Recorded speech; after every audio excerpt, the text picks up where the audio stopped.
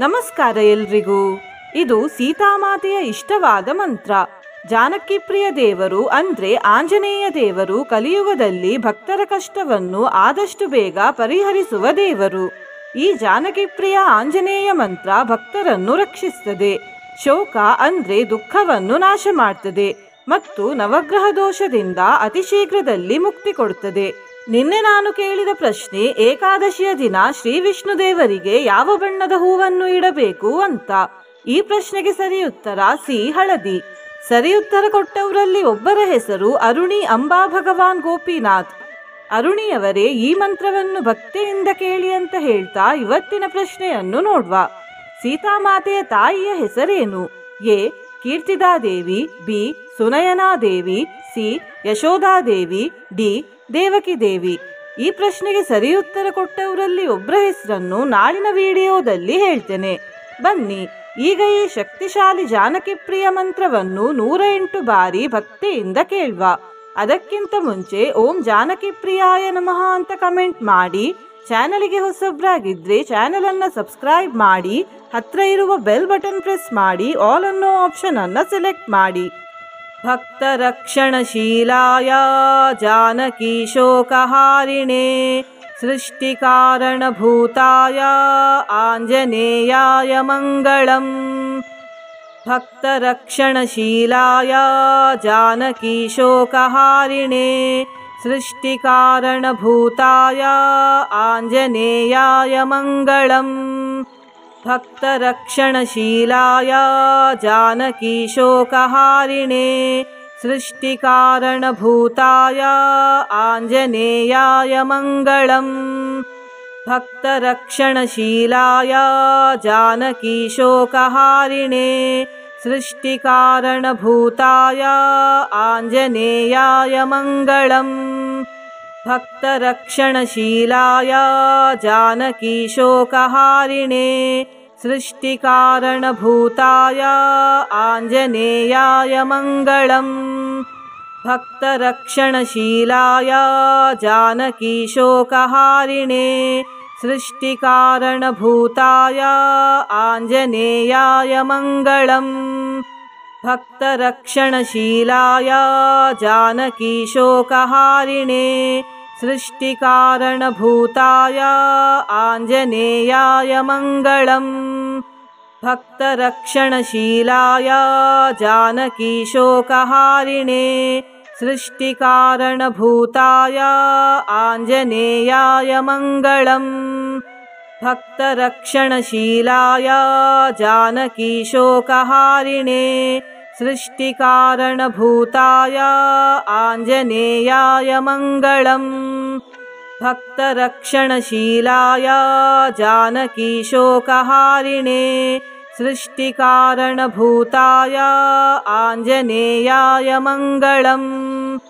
ಭಕ್ತ ರಕ್ಷಣಶೀಲಾಯ ಜಾನಕಿ ಶೋಕಹಾರಿಣೇ ಸೃಷ್ಟಿ ಕಾರಣಭೂತಾಯ ಆಂಜನೇಯಾಯ ಮಂಗಳಂ. ಭಕ್ತ ರಕ್ಷಣಶೀಲಾಯ ಜಾನಕಿ ಶೋಕಹಾರಿಣೇ ಸೃಷ್ಟಿ ಕಾರಣಭೂತಾಯ ಆಂಜನೇಯಾಯ ಮಂಗಳಂ. ಭಕ್ತ ರಕ್ಷಣಶೀಲಾಯ ಜಾನಕಿ ಶೋಕಹಾರಿಣೇ ಸೃಷ್ಟಿ ಕಾರಣಭೂತಾಯ ಆಂಜನೇಯಾಯ ಮಂಗಳಂ. ಭಕ್ತ ರಕ್ಷಣಶೀಲಾಯ ಜಾನಕಿ ಶೋಕಹಾರಿಣೇ ಸೃಷ್ಟಿ ಕಾರಣಭೂತಾಯ ಆಂಜನೇಯಾಯ ಮಂಗಳಂ. ಭಕ್ತ ರಕ್ಷಣಶೀಲಾಯ ಜಾನಕಿ ಶೋಕಹಾರಿಣೇ ಸೃಷ್ಟಿ ಕಾರಣಭೂತಾಯ ಆಂಜನೇಯಾಯ ಮಂಗಳಂ. ಭಕ್ತ ರಕ್ಷಣಶೀಲಾಯ ಜಾನಕಿ ಶೋಕಹಾರಿಣೇ ಸೃಷ್ಟಿ ಕಾರಣಭೂತಾಯ ಆಂಜನೇಯಾಯ ಮಂಗಳಂ. ಭಕ್ತ ರಕ್ಷಣಶೀಲಾಯ ಜಾನಕಿ ಶೋಕಹಾರಿಣೇ ಸೃಷ್ಟಿ ಕಾರಣಭೂತಾಯ ಆಂಜನೇಯಾಯ ಮಂಗಳಂ. ಭಕ್ತ ರಕ್ಷಣಶೀಲಾಯ ಜಾನಕಿ ಶೋಕಹಾರಿಣೇ ಸೃಷ್ಟಿ ಕಾರಣಭೂತಾಯ ಆಂಜನೇಯಾಯ ಮಂಗಳಂ. भक्तरक्षणशीलाय जानकीशोकहारिणे सृष्टिकारणभूताय आञ्जनेयाय मङ्गलम् भक्तरक्षणशीलाय जानकीशोकहारिणे सृष्टिकारणभूताय आञ्जनेयाय मङ्गलम् भक्तरक्षणशीलाय जानकीशोकहारिणे सृष्टिकारणभूताय आञ्जनेयाय मङ्गलम् भक्तरक्षणशीलाय जानकीशोकहारिणे सृष्टिकारणभूताय आञ्जनेयाय मङ्गलम् भक्तरक्षणशीलाय जानकीशोकहारिणे सृष्टिकारणभूताय आञ्जनेयाय मङ्गलम् भक्तरक्षणशीलाय जानकीशोकहारिणे सृष्टिकारणभूताय आञ्जनेयाय मङ्गलम् भक्तरक्षणशीलाय जानकीशोकहारिणे सृष्टिकारणभूताय आञ्जनेयाय मङ्गलम् भक्तरक्षणशीलाय जानकीशोकहारिणे सृष्टिकारणभूताय आञ्जनेयाय मङ्गलम् भक्तरक्षणशीलाय जानकीशोकहारिणे सृष्टिकारणभूताय आञ्जनेयाय मङ्गलम् भक्तरक्षणशीलाय जानकीशोकहारिणे सृष्टिकारणभूताय आञ्जनेयाय मङ्गलम् भक्तरक्षणशीलाय जानकीशोकहारिणे सृष्टिकारणभूताय आञ्जनेयाय मङ्गलम् भक्तरक्षणशीलाय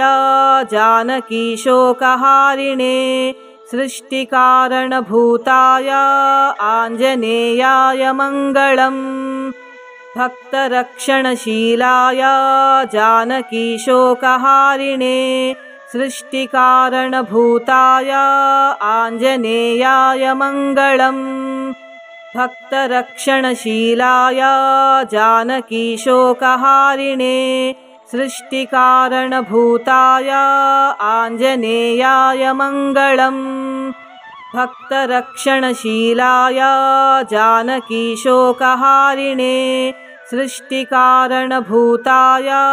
आञ्जनेयाय मङ्गलम् भक्तरक्षणशीलाय जानकीशोकहारिणे सृष्टिकारणभूताय आञ्जनेयाय मङ्गलम् भक्तरक्षणशीलाय जानकीशोकहारिणे सृष्टिकारणभूताय आञ्जनेयाय मङ्गलम् भक्तरक्षणशीलाय जानकीशोकहारिणे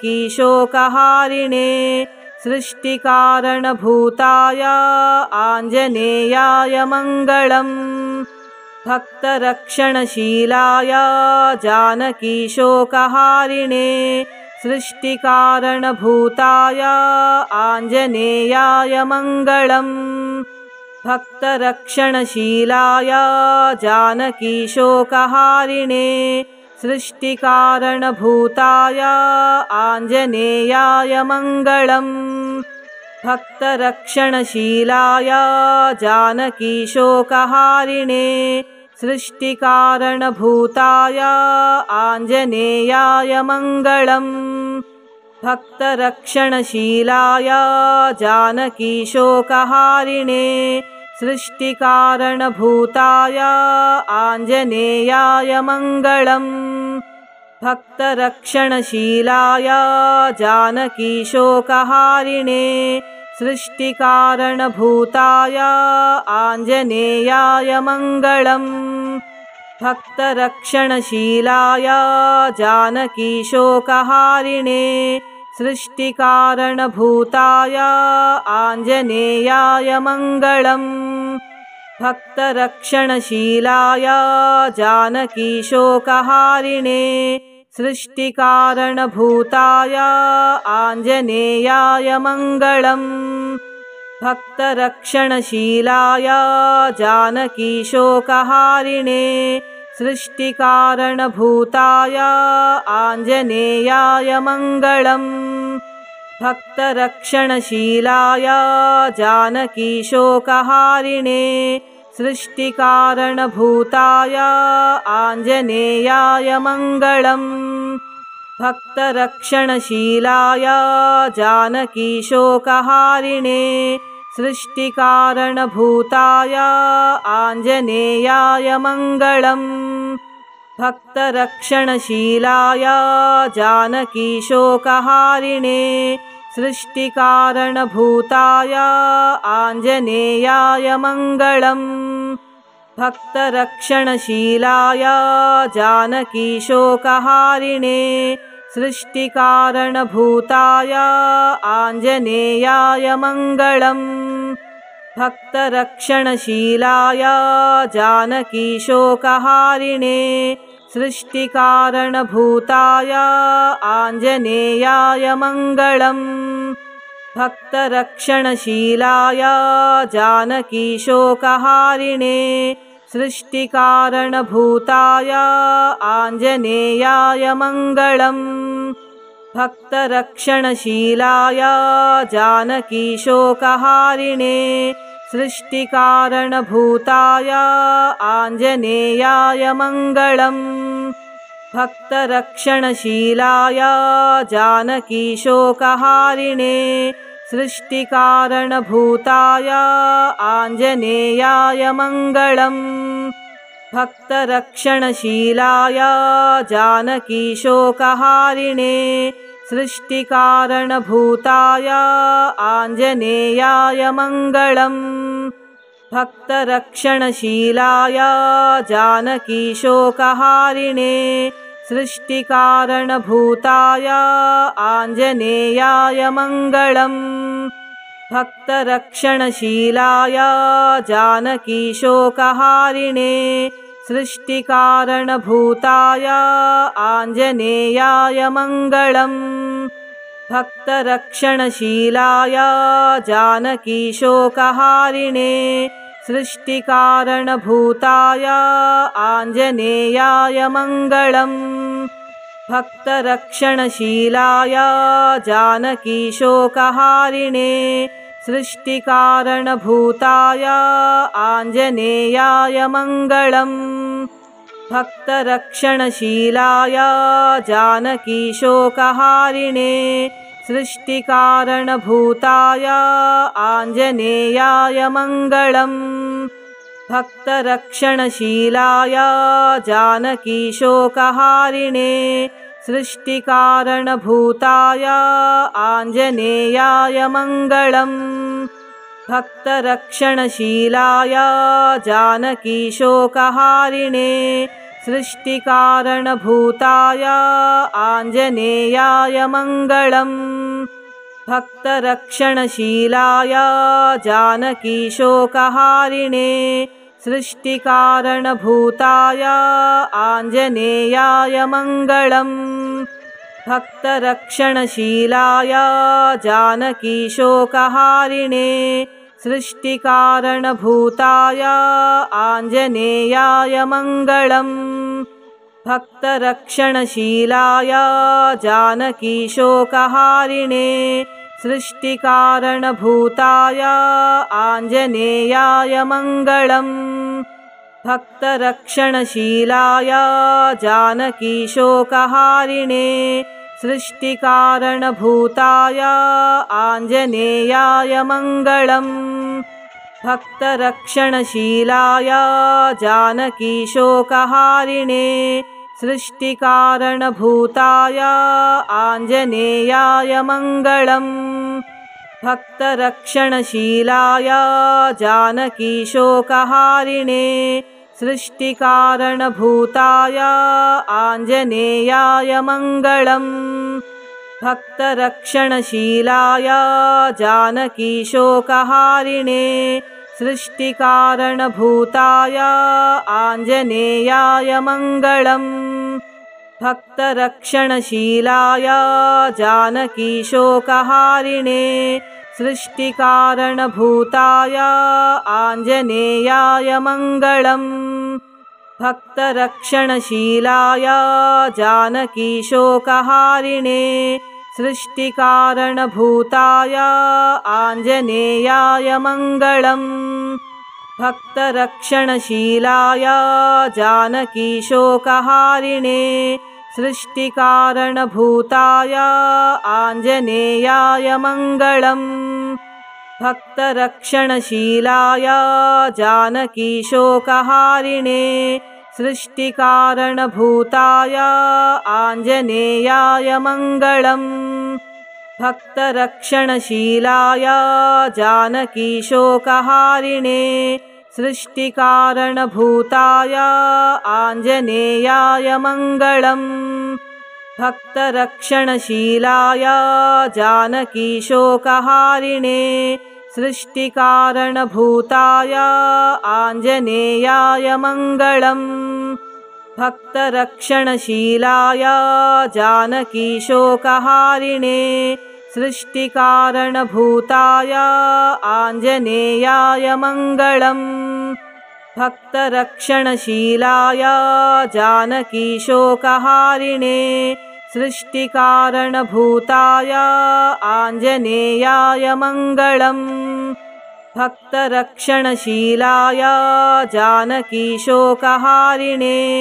सृष्टिकारणभूताय आञ्जनेयाय मङ्गलम् भक्तरक्षणशीलाय जानकीशोकहारिणे सृष्टिकारणभूताय आञ्जनेयाय मङ्गलम् भक्तरक्षणशीलाय जानकीशोकहारिणे सृष्टिकारणभूताय आञ्जनेयाय मङ्गलम् भक्तरक्षणशीलाय जानकीशोकहारिणे सृष्टिकारणभूताय आञ्जनेयाय मङ्गलम् भक्तरक्षणशीलाय जानकीशोकहारिणे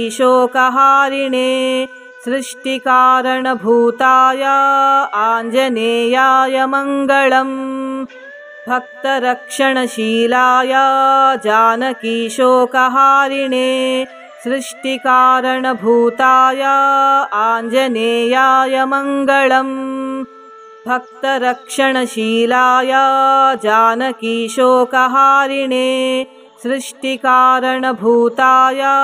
आञ्जनेयाय मङ्गलम् भक्तरक्षणशीलाय जानकीशोकहारिणे सृष्टिकारणभूताय आञ्जनेयाय मङ्गलम् भक्तरक्षणशीलाय जानकीशोकहारिणे सृष्टिकारणभूताय आञ्जनेयाय मङ्गलम् भक्तरक्षणशीलाय जानकीशोकहारिणे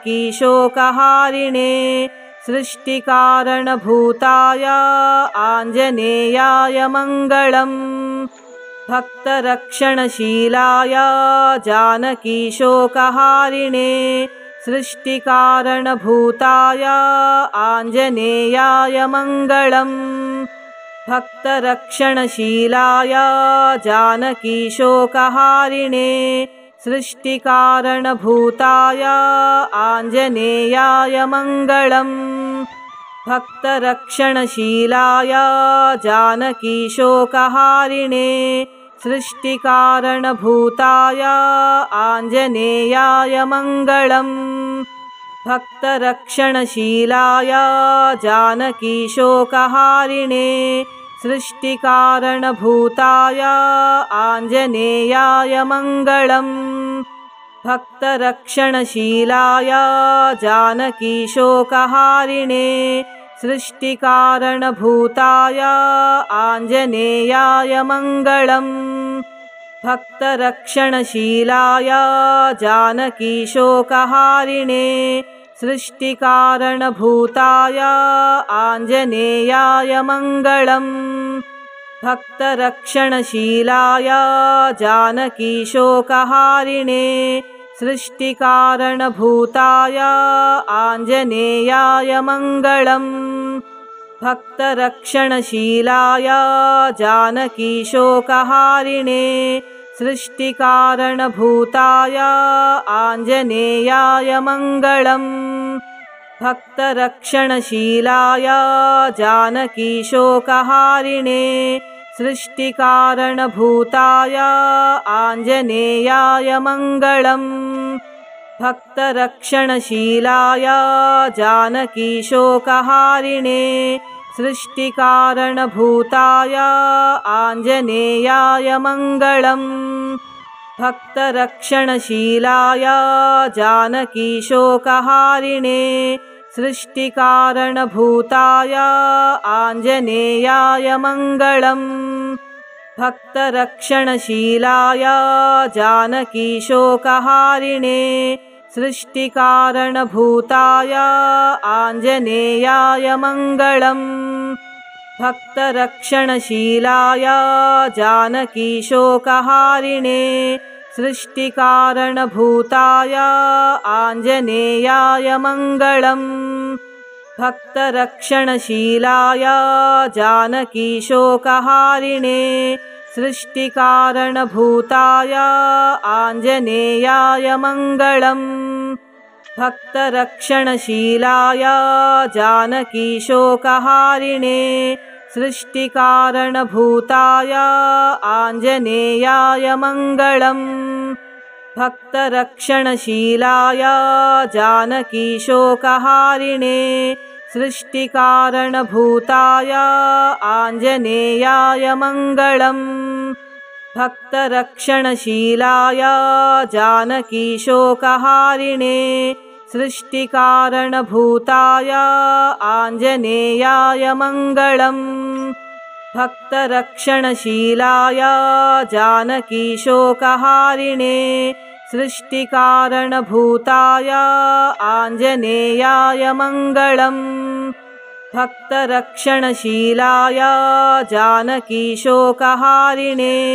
सृष्टिकारणभूताय आञ्जनेयाय मङ्गलम् भक्तरक्षणशीलाय जानकीशोकहारिणे सृष्टिकारणभूताय आञ्जनेयाय मङ्गलम् भक्तरक्षणशीलाय जानकीशोकहारिणे सृष्टिकारणभूताय आञ्जनेयाय मङ्गलम् भक्तरक्षणशीलाय जानकीशोकहारिणे सृष्टिकारणभूताय आञ्जनेयाय मङ्गलम् भक्तरक्षणशीलाय जानकीशोकहारिणे सृष्टिकारणभूताय आञ्जनेयाय मङ्गलम्।